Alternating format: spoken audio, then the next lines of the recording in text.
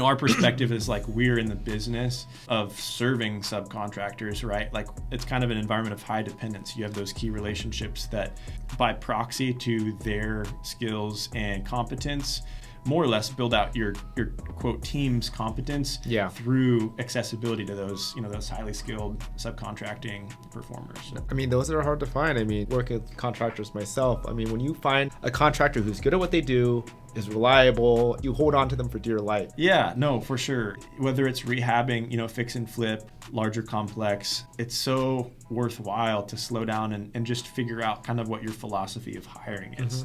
In the early years, certainly, do you want to receive 3 to 5 bids on every scope of work and walk the site? Yeah, probably. But like you say, like when you get a few reps under your belt and you see the skill of individuals who can help you see around the corner and problem solve, the value of that is so much more than just the incremental savings.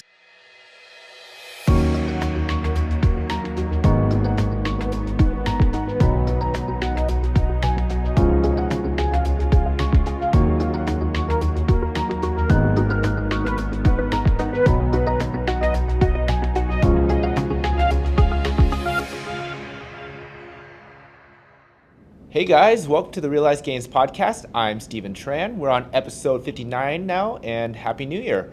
I'm an Oregon and Washington realtor, and I'm also an investor in short-term rentals and multifamily. And I'm your co-host, Jordan Lee, mortgage lender licensed in about 9 states and based here in Portland, Oregon, and I invest in single family, and we just put together a duplex as well. Oh yeah, we'll talk about that at some point. But hey Jordan, who did we interview for this podcast? Oh yeah, we had a really interesting interview today with Landon Hattan, who is a developer based in the Salem area, and he combines development with syndication. Yeah, and usually when I think about syndication, I'm thinking about buying like existing properties, but obviously he's doing that with new construction, and he kind of goes through the nuances of doing syndication for that, how you plan for that, obviously, because you don't have existing rent rolls and everything. And the differences between that process and obviously doing a syndication for, like an existing deal or a remodel, yeah. And the other thing that Landon talked about in this podcast was about like education and jobs in the construction field, which I think is super interesting if you are interested in getting to that field. Yeah. Hey guys, welcome to the Realized Gains podcast. I'm Stephen Tran. And I'm your co-host, Jordan Lee here, and I'm super excited to have my friend Landon Hattan here on, who's a local developer, and I actually, I always make the joke that my marketing I do through playing basketball, and everyone's like, what are you talking about? You just do that for fun. But I met Landon through playing basketball, so real quick, Landon, do you want to just kind of give us your sort of background story? Like, are you from the Salem area? How did you get into it? And then, like, what's that path to real estate? How did you make that happen? Yeah, no doubt. So grew up in Dallas, Oregon, which is like 30 miles west of Salem, so a smaller community. Love the experience, single high school town, right? So basically you have this core group of friends that if mom and pop stay in town, then you kind of migrate through that schooling experience together. So that was really unique. I would move to a small community and try to deliver the same thing to my kids in a heartbeat if given the opportunity. But went to Corbin University, which is in Salem. Actually was trying to chase down some hoop dreams at the time. Within a year, priority shift, right, quick in that season of life. So met my now wife and then got involved in some student government and just saw like the priority shifting. And then on the business side, could tell there's some interest in business in general, early stages of interest in real estate. I remember being maybe a junior and senior, and probably like either of you guys, finding bigger pockets, doing the podcast, spending time with blogs. This is where you were in college. You started getting interested into podcasts. Yeah, wow. yeah. Okay, and that was like early, I guess, in the podcast evolution. But yeah, way earlier than most of us. Yeah, yeah. But I think bigger pockets is like an entry point for a lot of folks, or just like almost like a point of input where you can kind of use it as a barometer to like, okay, I know I have this interest, but I haven't found that narrow path yet. And then it's such a great resource for a variety of different real estate endeavors and people's stories. So yeah, that kind of caught my interest early on. And then I guess uniquely as far as how it relates to like the development narrative and career path that I ended up taking, like I do remember just being really interested in like, okay, you see this built product at the end, you see construction happening, you see developments that are taken, full cycle through construction and then stabilization to become parts of your surrounding community. And like, it just wasn't something that you could see the result of and work backwards and fill in the gaps as to like, how do you actually get there? And so I think around that same time, I came across just like, and this is the nerdy side coming out, but basically like each municipality has a revised code, right? So it's like a development code that governs land use planning and zoning, what's allowed in each zoning. And it was interesting to me, and I don't think I realized, like, not every kid would just, like, sit down and, like, read. The first time you read code, you were like, oh, I like this. Oh, man. And it was just, when we read code, we're like, oh, God, I can't. Someone else read this for me? I actually ignore all the code, and I pass it off to my partner. I was like, yeah, it looks fine. Sounds good to me. You just need a zoning code guy, right? And as long as, so, yeah. But I think as an entry point, right, early in those phases, you're just so eager and hungry. You have that appetite for any points of inference that are going to inform an effective navigation to what it is you want to achieve. So that was kind of one of those points. Yeah, I mean, did that not seem overwhelming, seeing these brand new, newly constructed buildings? And I'm gonna get into that. You didn't want to start with something smaller. Yeah, that was early on. That was like just trying to find pinpoints that I thought would cross over and be motivating from a professional experience. But yeah, it was actually seasons later that I kind of came back to realize, what the connection was there. And so out of college, it was a few years pursuing financial planning. So I went and got like Series 66 and Series 7, pursuing that career path. And it was a great experience, from a just really having to sink your teeth into a technical aspect, delivering like high levels of due diligence, acting as a fiduciary, like all of those things. Were you working for a financial firm or? Yeah, Ameriprise Financial. Oh, okay.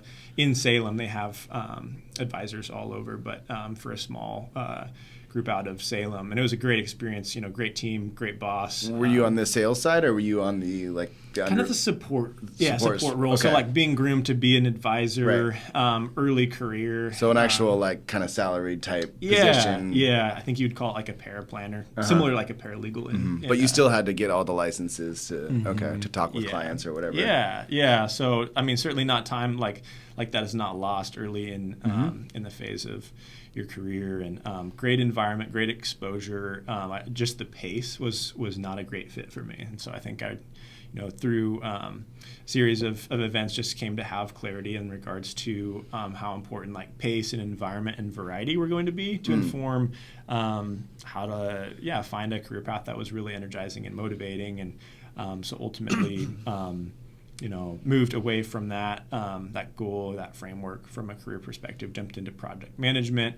But the thing of it is like my dad was always doing projects growing up. And so, I was the kid who, if there was a Blazers Rockets game on, I was wanting to watch the Blazers Rockets game, but my dad had some rebar to set. And he's like pulling me out like, okay, let's set some rebar and then you can watch the second half. Your dad did this professionally or more hobby? On the side, okay. Yeah, on the side. And so physical therapy by trade. And then, he wouldn't probably call himself a real estate investor, but in the small town aspect, that's really what he was. And so seeing, having an eye for deals, rentals, land swaps, things like that, a few new construction ground up, and then just, a little bit of exposure. Yeah, it sounds a lot like a serious real estate investor to me. Yeah, and it's funny, in small town aspects, deals get done differently. Right, so I look back at some of the deals and how they came to be, and they'd be hard to replicate in a smaller or in a larger environment. It was more like person to person. Like a handshake deal? Yeah. And if you're a physical therapist in a town of 15,000 people, like you got some pretty good insights as to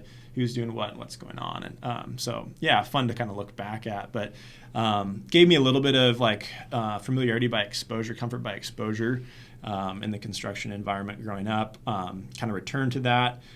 So uncharacteristic like path towards construction, right? Because you think blue collar, like skip college, and that's not necessary. Like I did the college, I did that, and it wasn't a waste, but returned to more of a blue collar industry through the entry point of construction management. I mean, they say that construction is blue collar, but I mean, don't project managers isn't that a really high salary these days? Yeah, it is. I mean, you talk about your time,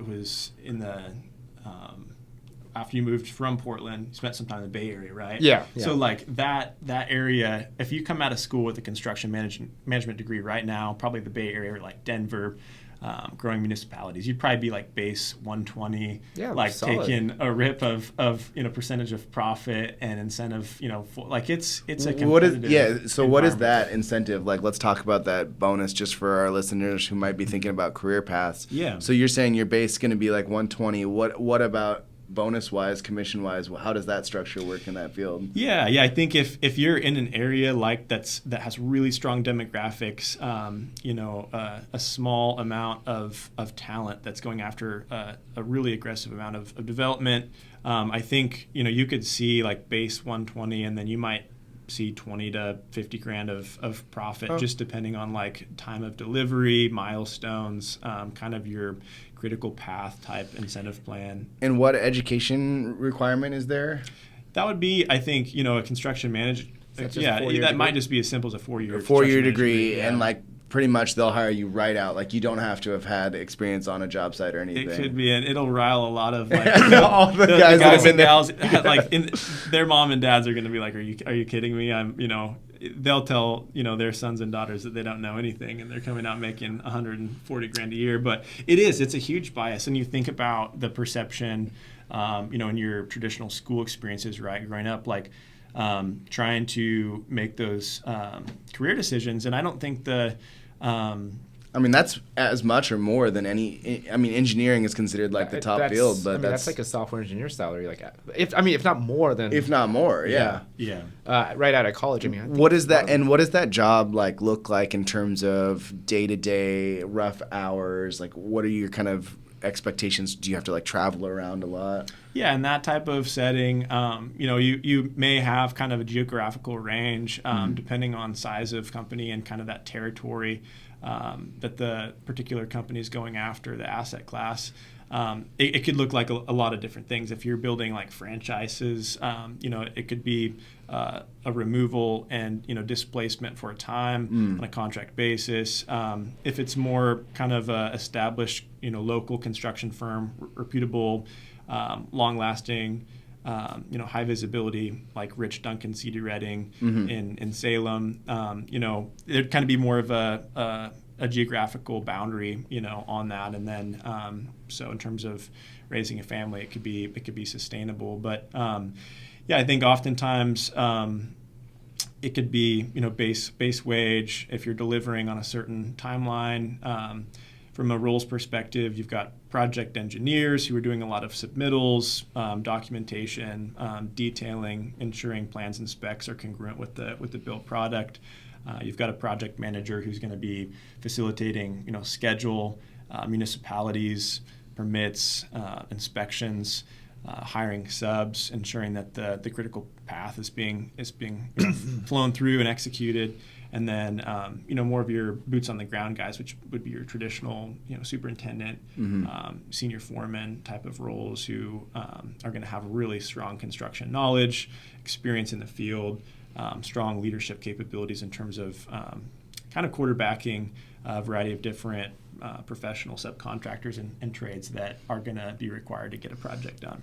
And go ahead. Yeah. I was going to ask about just like the coursework to get this construction management degree. Is it more like a STEM type degree or more like a business degree in terms of the course load? Yeah, I think you would benefit yourself to maybe have like a civil or structural engineering background.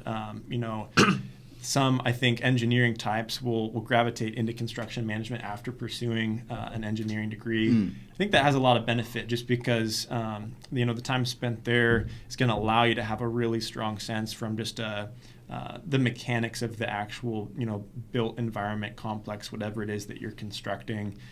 You'll be able to, from a technical perspective, really understand how to make those transitions between two-dimensional and three-dimensional or digital to the result. So I think there's certainly benefit there, but not necessarily a requirement. I think just because of the trade, and the shortage of skilled labor replacing folks who are aging out of the industry, ultimately a 4-year construction management degree could well qualify you for a position. And is that like a 40-hour-a-week job, or is it typically you're expected to be more than that? Yeah, I think you could see some pretty aggressive hours, especially early in career.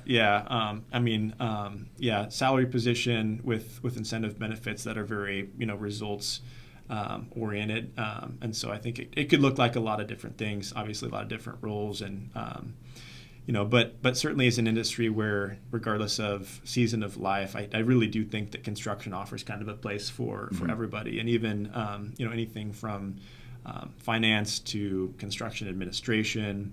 You've got the draw processing side, right? Interfacing with lenders and institutions where quality of presentation, document management, and just general contract familiarity is really important. And right, there's so much legal and financial stuff involved with development that I think people think of the construction field and they think of manual labor, but really there's a whole nother arm that's like, if you don't have this piece, like you're never going to have this piece, right? There certainly is. Yeah, there certainly is. No doubt. So yeah, it is an industry I think that has some biases that wrap around it. Going back, probably biggest regrets is not spending some more time in shop class or, or CAD, why I bypassed taking, drafting 101.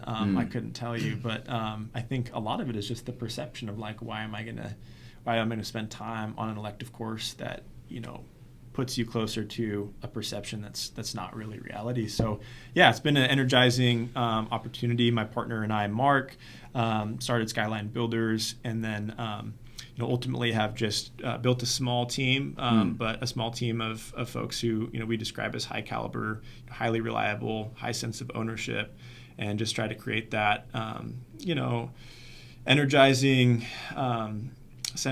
type of environment in a small team culture where it's amazing to see in that small team environment what can be done. And I've learned a lot from the trades that surround us.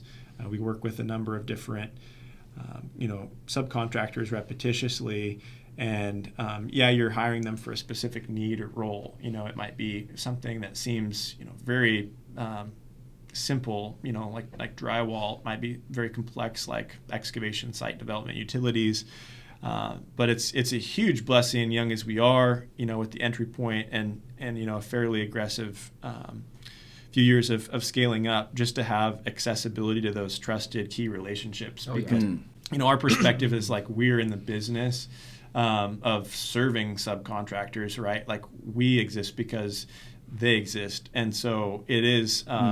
It's kind of an environment of high dependence. You have those key relationships that, by proxy to their skills and competence, you can, with judgment and prudence, figuring out the right fit for the right circumstance, more or less build out your quote team's competence through accessibility to those those highly skilled subcontracting performers. I mean, those are hard to find. I mean, let's just say working with contractors myself. I mean, when you find a contractor who's good at what they do, is reliable, and and just can kind of keep on top of things, you hold on to them for dear life. No doubt. I'm sure that scales up with obviously when you get into development. Yeah, no, for sure. And it's interesting. I think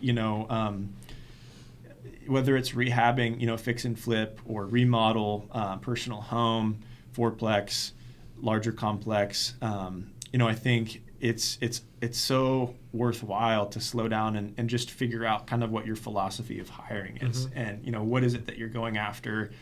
In the early years, certainly, do you want to receive 3 to 5 bids on every scope of work and walk the site? Yeah, probably. You don't have the contextual information to make sound decisions, perhaps, but like you say, when you get a few reps under your belt and you see the skill of individuals who can help you see around the corner and problem solve in a more predictive way, that's the value of that is so much more than just the incremental savings that you might see between their price and the low cost leader. So it is interesting, but man, it's such a value. I can just speak for the phase that we are in to have some known key relationships, names that are going to be part of what allows basically stability that you're building forward in the projects that you're building out. I mean, I kind of see it as business alignment. let's say you're working with a very good plumber, who does all your plumbing for all your buildings. You want to see that they want to grow at the speed that you're growing. If that makes sense. Yeah. That they their goal is not to just, I don't want to say this, sit on their ass and just do kind of the job and then go home or whatever. But if you're trying to grow and they're trying to grow, and you're aligned with that, then your businesses will grow together and have that partnership and, have that synchronicity. Yeah, I think so. And it's funny because you just look at the outcome, and you're, okay, I just need to hire a drywaller and it's just check it off the list. But to have that level of insight, to know, what is it that you're trying to achieve? And the outcome is the sum of the parts, right? And so our senior project managers, he says it more bluntly, he says, who's your horse and who's your wagon? Basically who's pulling you forward and who's pulling you back, and just to be cognizant of that, because it is what we're trying to deliver is an experience. It's an experience to an investor. When we say we're going to deliver a project at a certain price, a certain timeline, can we do that, and with what degree of confidence? And when you look at the parts that make up that outcome, I think every hiring decision is just as important as the other. So you were working for a project as a project manager, right? And were you captive for just one company? Yeah. So just employee W-2 Okay. For a short time there, before making the jump. And then did you start doing some side projects on your own, or how did you get to the point, or did you just know that you wanted to become a developer and waited for the right opportunity, or how did that transition happen from being an employee to becoming a developer? Yeah. So it was interesting. I think along the way, it was clear to me as soon as I kind of jumped from financial planning into development, that I just couldn't think of anything else that was more interesting and in line, I guess, with kind of just the makeup, right? The chemistry, we call it the short attention span, or the motivation for a faster pace, than development. And so I pretty much didn't question that. Had an inclination that likely business ownership would be a part of that career path in the future. But the early years for sure are foundational, just getting exposure points and reps. And having that platform, transparently in the early years for me, it was finding my spot in an environment where the work required, the additional hours spent. There wasn't really a equilibrium in terms of the cost benefit there. And I'm summarizing it, but more or less the decision there at a certain point became. If I'm willing to give these things up and work this hard for somebody else, then can't I trust that I would do it for myself and my family? And I think there might be a TED talk that along the way that speaks to the idea of fear setting, right? Which I think that those milestone moments in our lives can be really difficult, right? They can kind of freeze us in moments where things that could occur in weeks end up taking years. And I remember a particular TED talk that broke this idea out in terms of fear setting, and it's obviously really simple. We've all probably done it, just happens to have a name, where you just say, okay, let's kind of war game these scenarios, and our mind wants to gravitate to a worst case scenario that can't be defined, but it's no, most cases you actually can define that worst case scenario. And so if I take this risk and I give these things up, I no longer have these areas of stability, and I'm going to sign up for something that's unknown with a high ceiling, but they can't be guaranteed. How do I make sure that my downside is capped? And so it's just as simple as do I have a mom and dad that love me? Are they local? My wife and I started early. There were kids a part of that, and there was certainly needs that needed to be met. But honestly, it was just the jumping off platform of not really needing to question. I've had the season to really give myself the conviction and confidence that. Showing up isn't going to be an issue, right. And a lot of it is just showing up, and so then when you've kind of ripped the Band-Aid off, I think it does something psychologically to the weight that you put on whatever the problems and obstacles are after that point, right? And at that point, I think things seem to be more obtainable because you know what you've committed to, you know what you've given up to get there. And so you can kind of look at challenges in a more appropriate proportion. Yeah. And so from the development side, that's okay. It's how do you work through permitting and work through financing, structuring debt, working to build investor relations, creating the mechanisms and the components that are necessary just to get to that end goal. So, I mean, I know you're coming from financial planning and you know about risk tolerance levels. I mean, what would you consider yourself? I mean, you're making this jump, to become a business owner, a developer. Would you say you have a high or low risk tolerance? Yeah, that's interesting. I think the way I function in my team right now is actually probably a fairly conservative tone in terms of my contribution to our team's dynamic. You're the guy that says no to projects. Yeah, and I have to be careful, and something I'm working on is not being the wet blanket and not being, being real, and having a priority to see reality clearly, but also to encourage opportunity. And sometimes you really don't know, when we're on the deal hunt, right? Like you don't necessarily know all parts of the decision and the feasibility and the likelihood of profit generation on a particular development deal on the onset. And so I think it's interesting because developer, I think that word has a certain like high risk profile type of connotation, and certainly that's everyone that went out of business in 2008, yeah, right? Yeah, absolutely, and destroyed the entire economy. Yeah. That is certainly the case. And developer is a word that is thrown in the mix when you think about 2008 and 2009 and the mortgage crisis and that whole phase. So it is interesting. Mark, my partner, has a mortgage background, developed a portfolio in his early career that I think is really built off of a strong and established skill set that he has, which is conservative and realistic underwriting and the buildup of a certain set of assumptions that have been back tested and quantified. And then he has a great skill set with just developing key relationships and understanding that, yes, financing is like a vehicle, but the terms under that vehicle are equally as important. And so it's like, how do you utilize and understand each of the tools within that vehicle of financing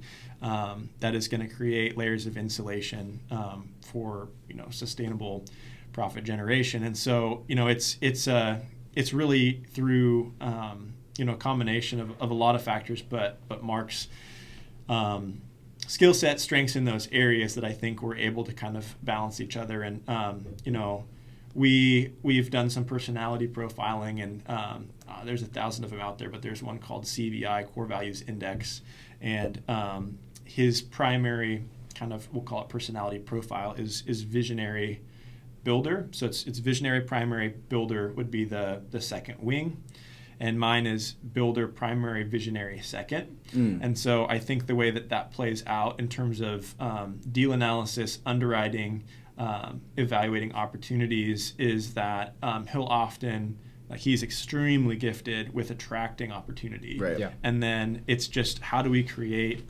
like a really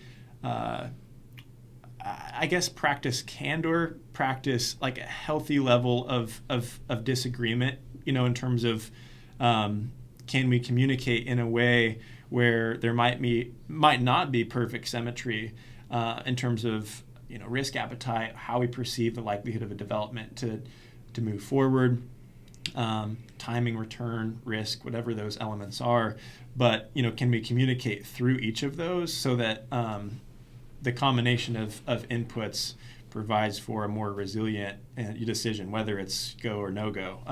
And so, I think on the team, I would say I tend to be more of a conservative voice. Part of that is probably just through, again, familiarity with the land use process and understanding how important the timing of execution is as it relates to the return Right. If you profile. know the code, you're thinking about land in a way different way than than the person that's just looking at the final picture, right? Yeah. Because the code just determines how the process is going to go. For sure. And what's interesting is, we all underwrite to different return metrics, right? And like you guys probably in your portfolio are looking at, certain metrics, and we're looking at certain metrics. So whether it's cash on cash, IRR, whatever it may be. A lot of the projects we're looking at is IRR because, we have to communicate to the investors that are putting $1 into our projects that we are going ground up. We're seeing these development opportunities full cycle.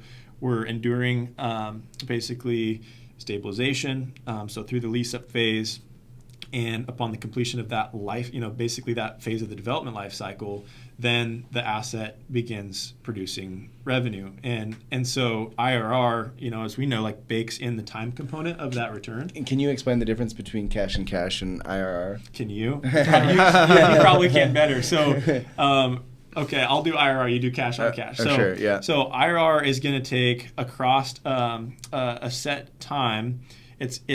It's a function that is it's going to be able to accommodate for different levels of return and equity events across the timeline, and it's going to bake in the time element to that return because we all hear the term $1 today is worth more than $1 tomorrow, and it's because what's the return potential of the dollar that you have today, and so it's essentially going to take into account when are those return events occurring, and even if they're unequal.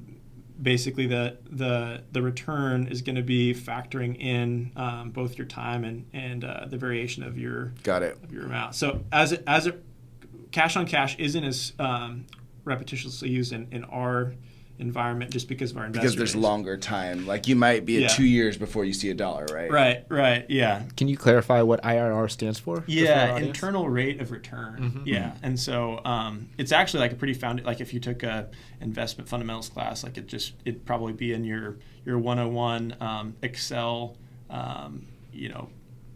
book or coursework, and it's a really great tool and metric to use, in my opinion, for a variety of different investments. But I guess the point I was trying to make is in terms of the importance of looking at projects from an IRR perspective, it's easy to say, well, once this development plan is wrapped up with a bow, then what is the IRR? But I think as developers, you have to be very cognizant of what's your entitlement process and exposure. The time that you're adding on just to get through these milestones from a land use perspective, permitting, because if you have to rezone, it's going to add X number of months to that beginning period, and it's going to change that IRR number by a lot. No doubt, yeah. So seeing it basically from the point that the first dollar is put in all the way through completion of the project, I think is really important. And that's maybe kind of where my voice of a little bit more of a conservative posture comes from, just because having seen the difficulty in our state to navigate through the entitlement process, it's a huge part. And sometimes that portion of the project has a little lower level of control, to put it simply. Right. And so I think it should, the weight of that factor should be appropriately accommodated for.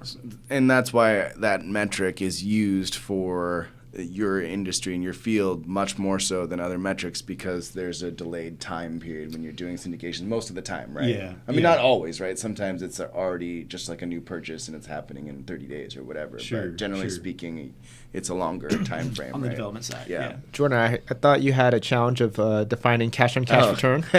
I just think about that as like how much cash you're going to get back for your cash, right? Cash in. Yeah. Pretty self-explanatory. That one's a little bit more easy to understand. I mean, that's the easy metric of like, okay, I'm going to spend $50,000 on this house. How much is it going to return me? Because I'm not thinking about, it's going to take me 2 years to build this house and I'm going to finance it in 6 different ways. It's more like I'm putting some money here. How long is it going to take? Like, And what am I going to get generally, back? what are we getting the return in terms of a year, like cash on cash return? So like if I'm putting out $40,000 down payment and I'm making, I don't know, $10,000, I'm getting a 25% cash on cash return in that year. Yeah, exactly. Per year, exactly. So, Yeah, because if I told you, hey, we're going to get a 2.15x cash on cash multiple, I put a pitch deck in front of you. That might be extremely interesting. But if you have the same opportunity to do that, like on a fix and flip, that you can maybe get done in 3 months, 3 months or whatever. Yeah. I would say, look at both, but you should probably do the fix and flip. All other elements outstanding. Right, because in my thing here, you're going to be stuck for 5 years. Yeah. I do want to talk about like the timeframes with your investors and like how long these people are basically putting their money in and when are they expecting a return. Like, what does that generally look like? I mean, I know we had the generalizations of all the steps and how long it takes to build a building and entitlements and zoning and et cetera. And it might be easier to just use the example of the deck that you sent me just recently, like the project that you're working on. Yeah, no doubt. So that, to take a step back, so we utilize syndication as a financing model. So we'll, basically go achieve institutional or traditional financing on a project, bank financing, and then we have what's called the capital stack, right? And so that bank is going to require a certain equity contribution to make the project go forward, just like if you're buying a primary res, right? Yeah. Like, what's your down payment? And so very similarly, on larger projects, you have to come up with that equity contribution, and that's where the group of investors come in. So I think it's worthwhile to take a step back because I think it is important to understand. So by offering that opportunity, it's a passive investment, so it is considered a security. Right. And so you're bringing in an SEC attorney, you're working with a CPA, and you have essentially a professional team that's going to create a document package, entity docs, PPM. And do you have to have those licenses that you previously got as part of this? I don't personally, in terms of the licenses. That being said, by offering a security, you are acting as a fiduciary. Right. And so it's an interesting distinction because, oftentimes you wouldn't maybe consider yourself like an investment professional, but by offering that opportunity for an investor to participate passively, then, by nature of that offering, it is, putting you in the spot of a fiduciary. So you're having to make choices that are truly, in a court of law would be quantified to be in the investor's best interest. Yeah. But you can't just offer it to the full public, right? It's just to an accredited investor, right?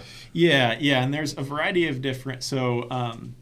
So basically, this kind of comes through securities law that was passed in 1933. There are a variety of different designations that I probably won't go into in full, but there's Regulation D, Rule 504, 506, essentially certain exemptions that allow and disallow certain freedoms, I'll say. Okay. And so based on the asset that you are delivering, the type of investor that you want to attract, that will kind of help govern which path makes sense for the particular fund or syndication. And so the SEC attorney essentially, there's a very collaborative process that goes in to develop that. So usually what it starts with is, you look at the underwriting, the pro forma, you understand, okay, what is this business plan need to achieve? Therefore, who are the investors that you need to attract? And then through the exemptions that are allowed, essentially, that kind of creates clarity for the SEC attorney to provide the structure and the framework, because certain exemptions, for example, like may prohibit you from marketing your investment opportunity openly. Maybe it requires you to have like a substantive pre-existing relationship with the investor prior to the engagement. Like someone that's already done a project or investment with you before. Or Yeah, like that. yeah, for sure. And or long-term friend, close okay. relationship that way. Maybe it's family member. Yeah, family member. And then there's accredited investors. It might just specifically say, okay, you're only allowed to work with accredited or sophisticated investors for a specific offering. And so it's a really fun and interesting environment because you're, as the developer, you're saying, okay, we've underwritten the project. We believe in the return profile. But your investor base might need to look different than the prior project, and then the structure of your returns has to really you have to really have an understanding of what it is your investor base expects and what's incentivizing in the marketplace. Because to your question about risk reward, an investor is going to be asking, I've got a duplex down the street that I could buy. I've done 5 fix and flips. I could do another one.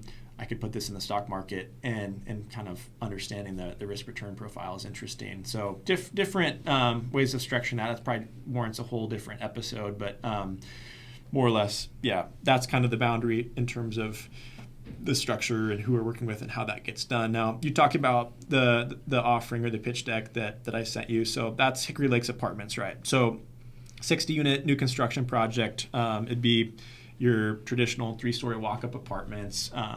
It's in Lebanon, so Lebanon is... 3 walk-up means that all the entrances are individual entrances on like the outside balconies type thing? Good question. Sorry. So to clarify, 3-story walk-up means basically that you're going to be served at all 3 levels by stairways. Yeah. And so you would have like low-rise construction, which is usually like light wood frame construction. You'd have mid-rise, which sometimes has like a podium, like ground floor deck, right? So like concrete structure within a wood frame built on top, and usually those get to like 4 or 5 levels. Usually at the 4th level, you find that the market is gonna expect and is willing to pay for an elevator. Right. So I wouldn't say like a 4-story walk up if there's an elevator service. So like we have a development in West Salem right now we're doing feasibility on, and it's like that's a big question. It's like, okay, is West Salem's demographic gonna, like, are they going to pay for an elevator for a 3-story building or for a 4-story building? Right. Because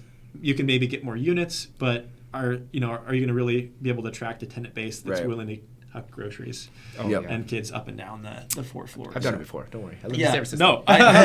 No, as have I. Well, and then there's the idea of like, is there going to be hallways, or are those outside? Like, when you have the elevator, like how does that part work? Right? Yeah. It requires some more like interior corridors and fire rating assemblies and things like that. But so 3-story walk up, 60 units, 6 buildings. It's in Lebanon, so close to like Oregon State and Corvallis.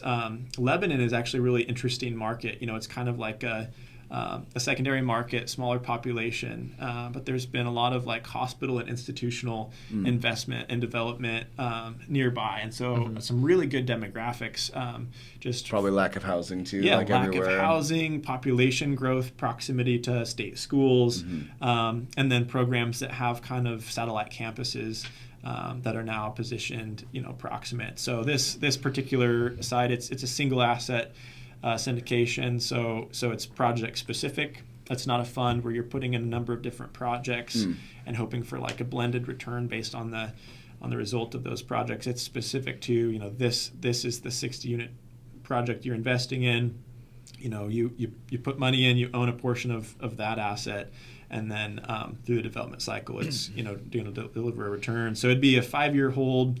So we've underwritten with basically fixed rate, construction financing, and then a 5-year term. Logan and Mark, so Mark being a partner, and then Logan being a co-sponsor with SMI Fund, basically work together to kind of structure the financing terms in a way to get rid of some additional prepaid there, because it was crucial for us in this respect to be able to underwrite to a 5-year hold. Okay. That's kind of where we saw the IRR being high. It's like the return potential for an investor was just best positioned at kind of a 5-year hold. So as far as just giving you high level, that's 19% targeted project level IRR. 17% targeted investor IRR, and that is a 2.17x investor equity multiple. So to our point about IRR, just depending on the metric that you're looking for, that would be an example of a pretty tangible project that's underway. I want to go back to Bigger Pockets. I know like a lot of the hosts there, Brandon Turner has Open Door Capital, and they always talk about here we have a syndication where you can buy 200 units, and it's a known quantity. Here's the rent roll, here's the numbers. obviously they can show you that it's going to have a return once they make that purchase. Obviously, you're doing syndication, new construction. Can you kind of talk about the process of obviously that it's kind of really easy to show a return because rent goes up this amount per year. The building's there. We might have to put in the repair costs, but you're doing new construction and there's not any numbers behind it. Right. So if you put in $100,000 today, Yeah. what is that? What are the timeframes on that? What does that look like? Let's say the return ends up being exactly what you suggested in the pro forma. Yeah. So you would over 5 years expect to get 217,000 back, and that would be full cycle. Now you wouldn't see any dollars coming in to your mailbox basically the first 2 years because that's going to be an 18-month build cycle, and then it's going to be let's call it a 6 to 9 month stabilization the lease period. up, right? Lease up. And so, you basically, quote, endure that phase in order to get, the IRR that you're getting through a 5-year hold. And then year 3, basically the cash flow starts being delivered. And, so I think it could be modeled out really easily. I don't know in terms of year 3 what you could expect on a 100,000 off the cuff, but more or less, through the 5 years, so years 3, 4, 5, and then the equity event upon sale, you'd receive 217 grand back if the model replicated reality exactly. And so you own a percentage of it in that sense, so if you put in $100,000 and it was 1%, would you just get 1% of the net rents or something like that every year until you hit your 217, or if you don't hit that, that'll get refunded when you refinance or sell, or is that kind of how it works? Yeah. So you have an operating agreement, and that determines basically the share class, the share price, and then the ownership structure. So oftentimes it's built out to be pro rata, right? So say 100 shares are needed, and you contribute 1, then you own 1%, and your ownership on the asset level would follow through. It'd be 1% of the asset, so you're entitled to 1% of the cash flows, 1% of the proceeds upon a finance event, and that's all structured in the operating agreement, and so it's new language to some, but it's interesting. It's dry reading, and it's a big world of structuring equity.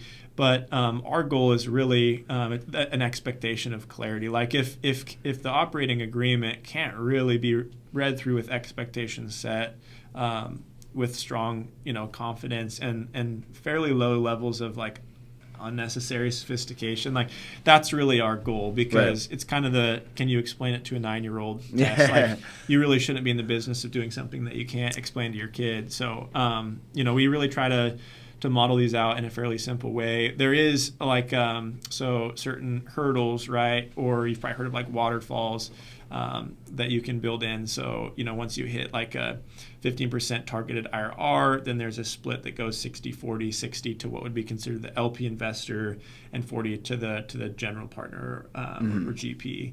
And so that's represented.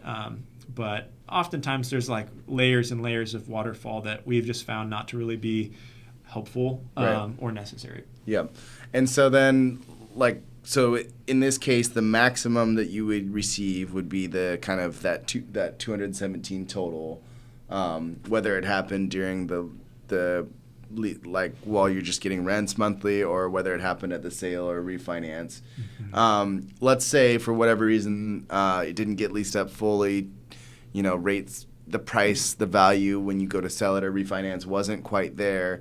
Is there a minimum that you would receive, or is just all that money at risk, or how does that part work? Yeah, that's a great question. So I think it's an interesting question to consider as to applying that same question across the development phase. And there is inherent risk with real estate development, right? That is kind of an underlying assumption there. And so by participating, the contract that you would read is going to have certain clauses. It's going to address pandemics, right? Global events, wars, things of that nature. Prices go up on different things. Yep. And somebody dies that's crucial to the project. Yeah. So those scenarios will be spoken to and then defined. But more or less, so let's use the example of say there's 100 shares and you contribute 1 and you have that 1% ownership. So let's talk to just basically through construction. So let's say, some unforeseen and large obstacle that can't be solved through for some reason comes up. There's going to be inherent value in the project itself, and part of the value that's been I'll say forced or created at this phase would just be through entitlements, because essentially there was a piece of bare land. That bare land has been developed with full engineering documents submitted to the municipality and approved for 60 units of construction.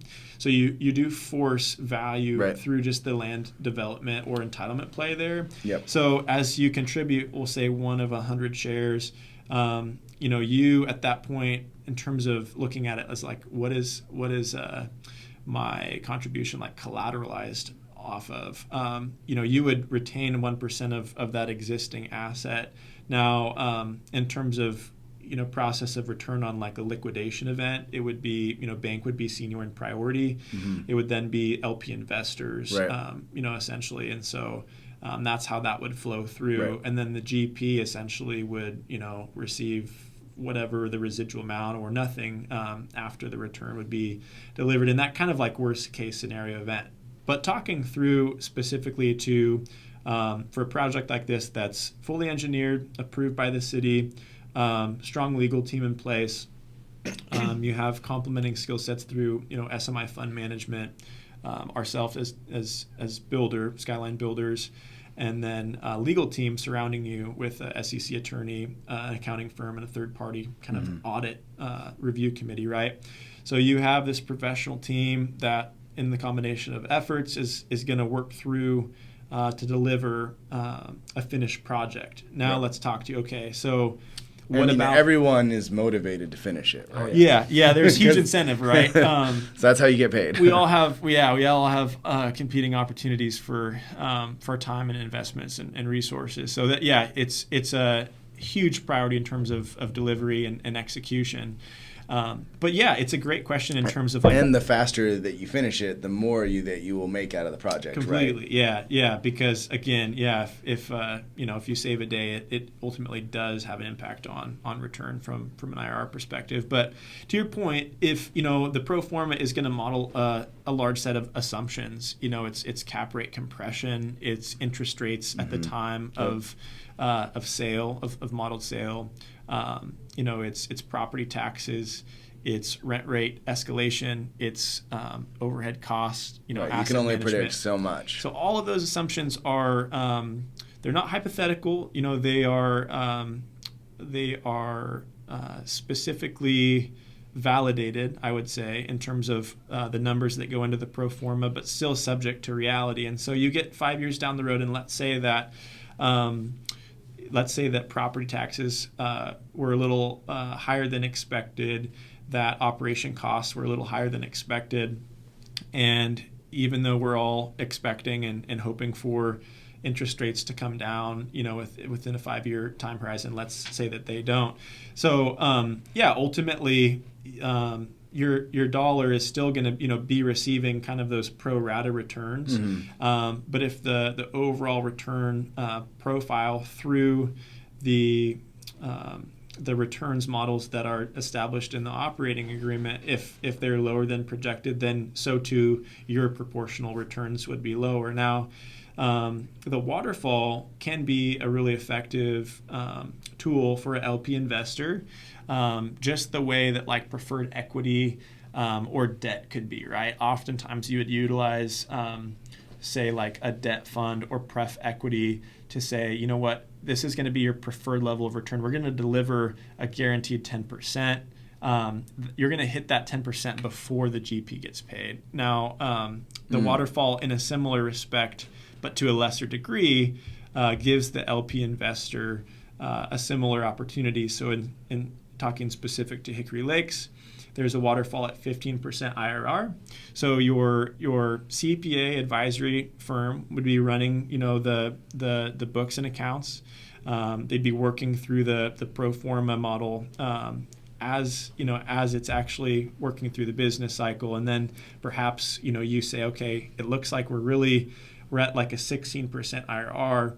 Well, there's a 15% waterfall with a benchmark at 15% for the LP. So they're still going to get their 15% before the split is triggered, which would then go 60% to the LP, 40% to the GP. So there is a little bit of kind of a threshold for overall reduction in asset profit that wouldn't necessarily be recognized until it was reduced, under that 15% IRR threshold, if that makes sense. Yeah, a little bit complicated, but it makes sense. No, I mean, it makes sense. Like you mentioned, there's some people who just want that flat 10% return. Your IRR obviously that you're putting that number to be extremely conservative compared to your internal rate return, because you do need that money to come in to fund your project.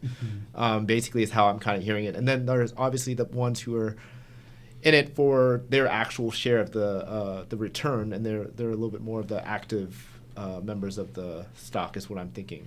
If that makes sense. Yeah. So they have the higher risk tolerance for the project, and we'll get the bigger return. But there's some people who are just funding the project, are happy with their solid 8% return. They just want to keep their money growing, and they're promised that. Basically. Exactly. Yeah. And it's just figuring out, that's a different investor base that has a different purpose for their capital than somebody who wants the upside of pure, equity LP ownership. Yeah, exactly. And is there other, like, let's say, since you're a percent owner, does that mean that you could also have the tax advantage of writing off depreciation during the projects?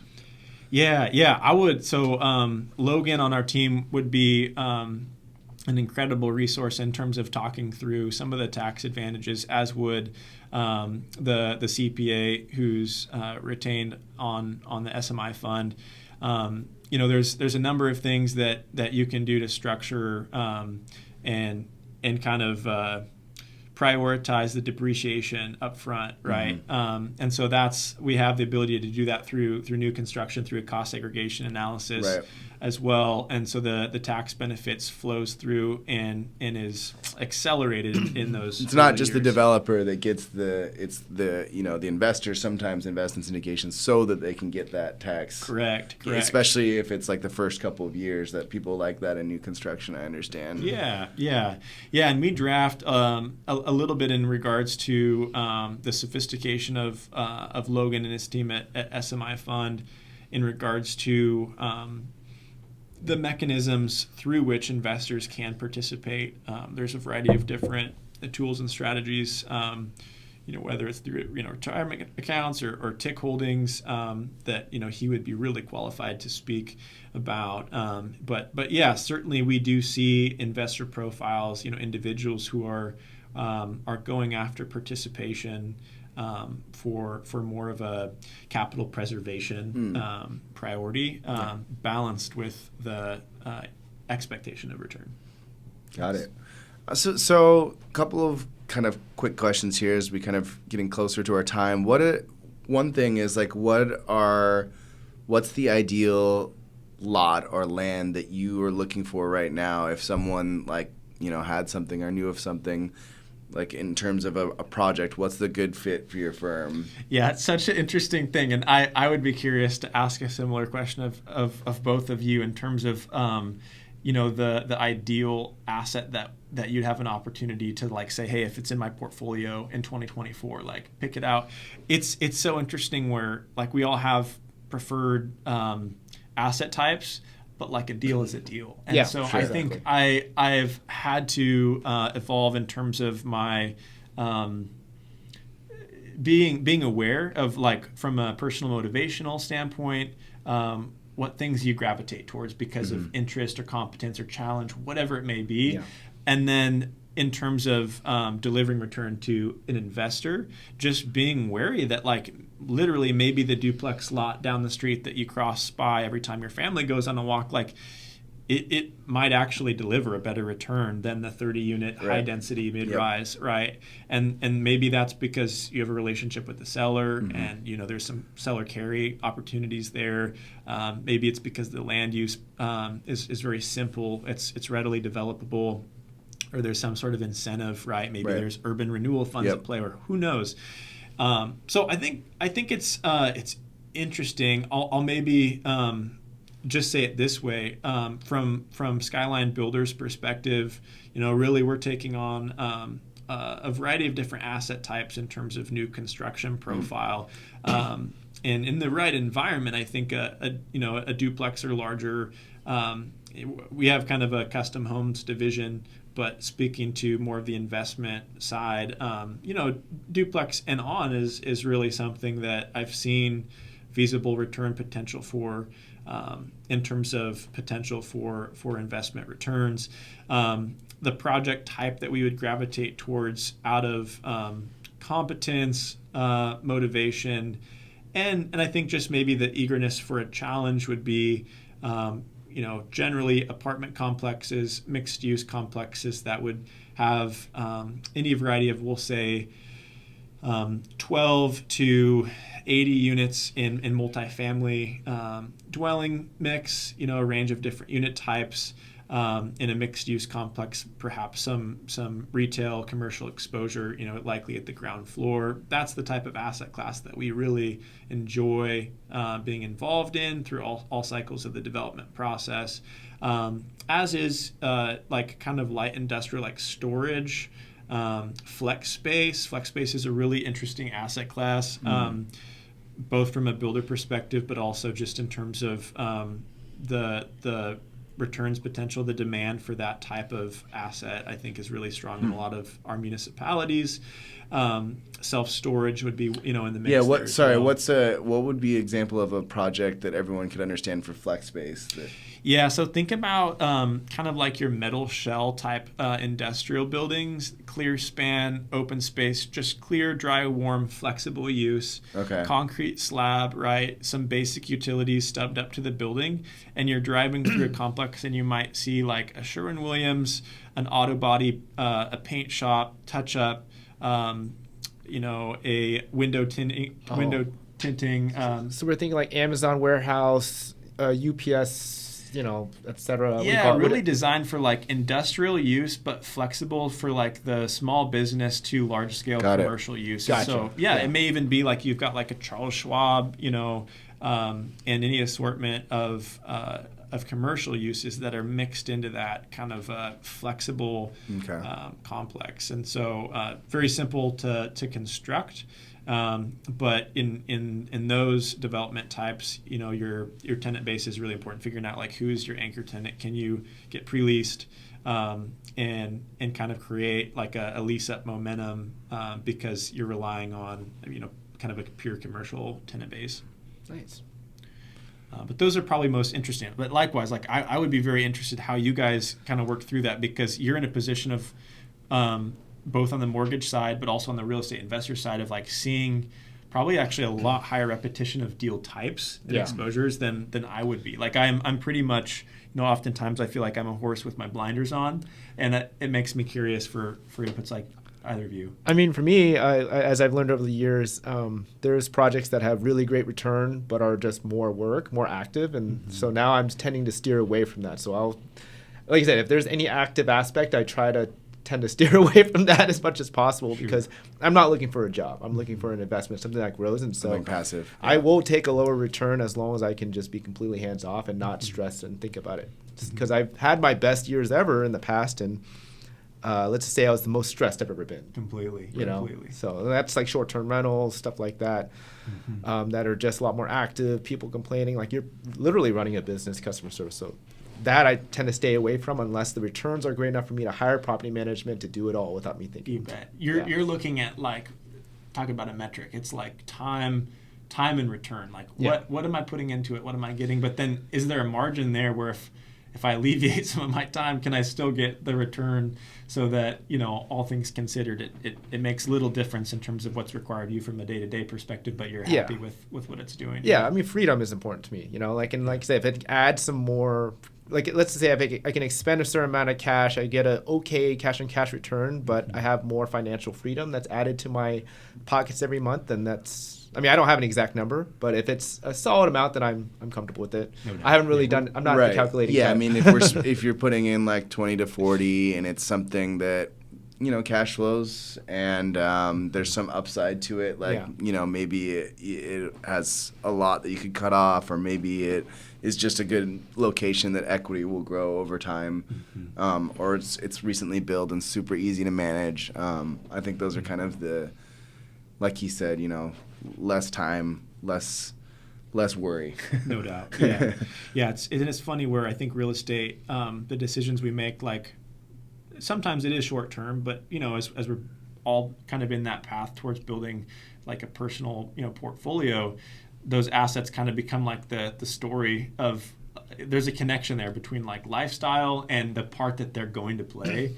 And so kind of just thinking about like, okay, does it deliver what I want today? But if it's going to be around in 3 years, like, is it going to deliver or play a part, right? Maybe there's a sale, or maybe it creates something that allows for a congruency of your like lifestyle motivations at a later phase. But yeah, there's a story behind every asset, every deal, and it is interesting. I think sometimes when you try to, there's such a balance. Like you kind of try to figure out how they're going to fit in and how they'll relate to other project opportunities. But we all know like timing is as important as anything. If they don't play off of something that we expected, or there's a dependency there that didn't occur, then you can be left with kind of just like, oh yeah, I still have that one on 14th Street. I mean, let's just say like, the beginnings of my journey were baby steps. Like I was ripping out drywall, dealing with, like 50 years of mold, etc. And now I'm like, okay, I'm paying out for that. But those are the learning experiences that we have as we grow our experiences, learn, how to work with people and, grow our portfolio. We can't just jump from A to Z immediately. Completely. So that's how I think about it. Yeah, no, for sure. And speaking of Z, what is like your longer term plan? Are you wanting to keep building multifamily in the sort of like greater Salem, within 20-minute, 30-minute type area that's like kind of rural, smaller town type stuff? You just wanting to keep doing that and just build a big portfolio? Or are you wanting to like build skyscrapers in Portland? Like what's your kind of long-term vision for the company? Yeah, it's interesting. I think last few years have been pretty close up to the window in terms of just pressures of starting and running a small business. Right.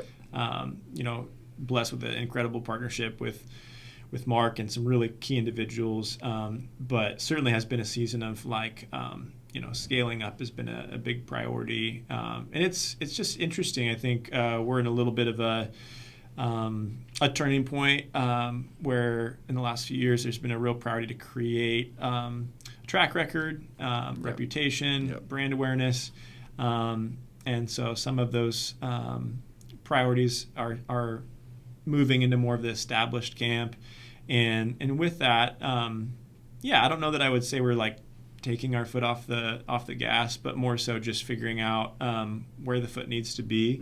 I don't know that either of us are inclined in terms of wanting to just continue to scale into larger and larger projects. I'm not really motivated personally just to have a name or a tower or as many cranes as I can in the sky. Right. I think one of the core values and I guess similarities shared in our team is I think an enjoyment of seeing things move forward, solving hard problems, creating the built environment, a physical result of your efforts that are standing at day's end, and that can take place in a lot of different environments. That could be a renovation to an accessory dwelling unit. Yep. Where there's, a great return, but a beautiful result, aesthetically pleasing and rents well. That can be assisting a client landowner who, has a strong investor or business background, but maybe not in real estate, and just helping guide them through that process. And so that there's a level of confidence to navigate to the end result that that will benefit their family or their situation, but maybe just through limited experience that they just don't quite have that conviction. Like I think those things are all really gratifying, but the environments that we gravitate towards, I think, is in terms of deal structuring and looking at land development opportunities. It's just a fun process to have any number of development projects going at a time, and that's in the future likely would be a mix of subdivisions, residential, small commercial, tenant improvements, just kind of a mix of involvements. I think variety, change, challenge, those are all things that our team would speak to as far as core values go. Now, sometimes you pick and choose, and sometimes your project portfolio might not be perfectly represented, to your ideal asset type. But I think just showing up, right? So it's the understanding that you can't facilitate or manufacture a reputation, and so whether it's the ADU or the small family business or a 60-unit complex, are we able to maybe deliver? A basketball court? Yeah, A basketball court? I would love that. Yeah. Indoor basketball court. Oh That'd be great. man, yeah, someday. Let me know if you want me to build one, because I'll have to do it for you, not me. But yeah, I think just the enjoyment of staying disciplined, finding opportunities for new exposures, but also operating in our core competencies, which I think honestly in this season it's relieving to with confidence be able to point to some of those core competencies and operationalize some of those focus areas, and be okay with that, without the need to be okay, it's skyscrapers in Portland. So that's where we are Cool. today, and I think the combination of new individuals, key personnel, future hires obviously can shift and change those dynamics quickly. We just started the excavation division, which has been kind of a new challenge, and I think a really great complementing business division for our areas of focus. But just doing what's in front of us well would be kind of where I would go. I mean, I liked what you said earlier about when you're picking and choosing your projects, about finding ones with new challenges. I mean, that's how you learn. You might find something that you might love, with that challenge, and might be something you build as part of your business, and we'll never know until you hit it. Or you might absolutely hate it. It's I'm never doing this again. No doubt. Yeah, and it's an outcome, right? It's not necessarily win or lose, but I think to create a resilient mechanism, you have to pursue different exposures and be able to deliver different types of value to the marketplace, right? Because as we've all seen in the last 5 years, things change a lot, and environmental factors do matter. And so I think to be able to have some dexterity there is going to be create some insulation and sustainability from a company-wide perspective. Yeah. Well, I mean, if people are looking to get a hold of you to, see if they want to start a career in development, or just want to get a hold of you in general, interested in your pitch deck, how can they find you? Yeah, no doubt. So Skyline Builders, we have an Instagram. So check us out, Skyline Builders on Instagram. I'm tagged here if you can see me off the podcast, and on YouTube. And then, Landon Hattan. So Landon at skyline-co.com would be my email. And I'd be super motivated, regardless of exposure, interest, background, whatever it may be. If you're a college kid and interest at any respect in construction development, investment, real estate, or otherwise, would love those type of conversations. But feel free to hit us up. Myself, Mark.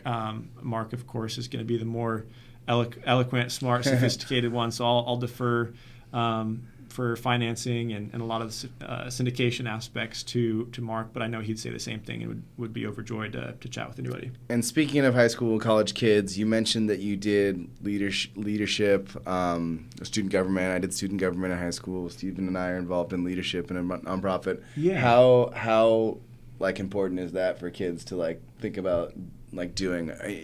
Would you, if you had to go back, would you definitely choose to do that again? No doubt, man. That's such a good question. I think we'd probably all consider ourselves pretty execution oriented, right? We want to see results at the end of the day. I think just it's so valuable to stay grounded, and I think it's been a fairly one-dimensional season of life, and I'm really trying to pivot back towards different environments like that I can pursue, just because there's oh my goodness, it's context setting, right? Like when you're hit with a moment, just in terms of taking a step away from the glass, seeing all the things that are easy to take for granted or easy to just unnecessarily take credit for, and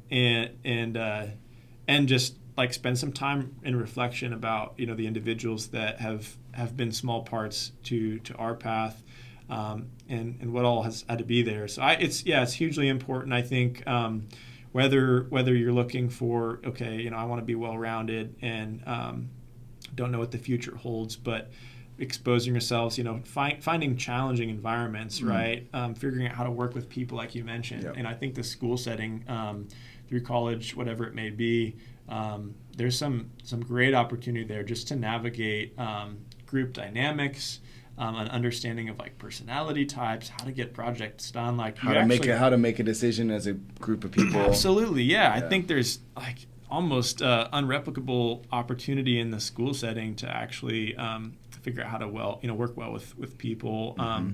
But yeah, if your question is hitting more in terms of like the giving back side, I think each of us, like it should be obviously a different answer for all of us, but something that's so worth thinking about, because those guideposts along all of our lives, are instrumental, and the key voices and influences, folks who are willing to stop, spend the time, have patience, see where we're at, where we want to go, see the potential, in our tone or voice or interest, and just give the time of day, like I think is crucial. So practically, Mark and I were at a school a few weeks ago, just kind of presenting on cool. what we were doing, and involved in like a couple kids nonprofits in the Salem area, just trying to offer insight, support, encouragement.